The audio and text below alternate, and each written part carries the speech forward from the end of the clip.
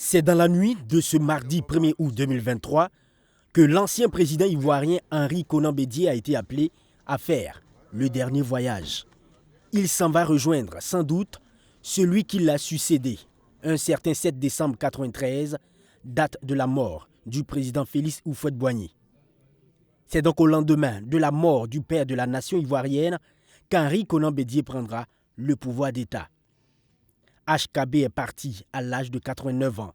Figure imposante de la classe politique ivoirienne, il fut ministre de l'économie et des finances pendant 11 ans, président de l'Assemblée nationale de 1980 à 1993.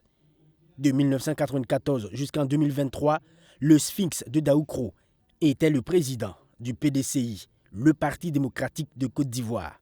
Son parti politique dit s'incliner avec respect devant la mémoire de ce grand homme d'État qui n'a épargné aucun sacrifice pour la paix en Côte d'Ivoire et pour la grandeur du PDCI qu'il a tant aimé et servi, de même que pour son pays.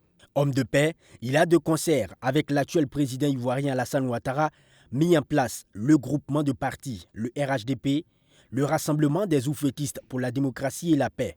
À travers Alassane Ouattara, le gouvernement ivoirien rend un hommage à celui-là que certains appellent Nzouéba, fils de l'eau en baoulé, une langue de la Côte d'Ivoire.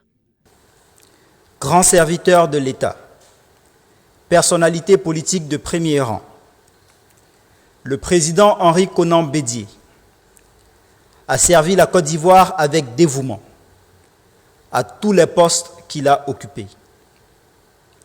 Je salue la mémoire de ce grand homme d'État. Après avoir rompu le lien avec ce parti unifié en 2018, Bédié et Ado vont renouer et l'autre ancien président Laurent Gbagbo va les rejoindre pour tenter de rallumer la flamme de la paix et de la cohésion sociale entre les Ivoiriens. Ce calumet de la paix est resté vive jusqu'à son décès ce mardi. Le gouvernement Alassane Ouattara, toujours pour honorer l'homme, a signé un décret instituant un deuil national de 10 jours. Au cours de cette période, les drapeaux de l'État seront en berne sur toute l'étendue du territoire national.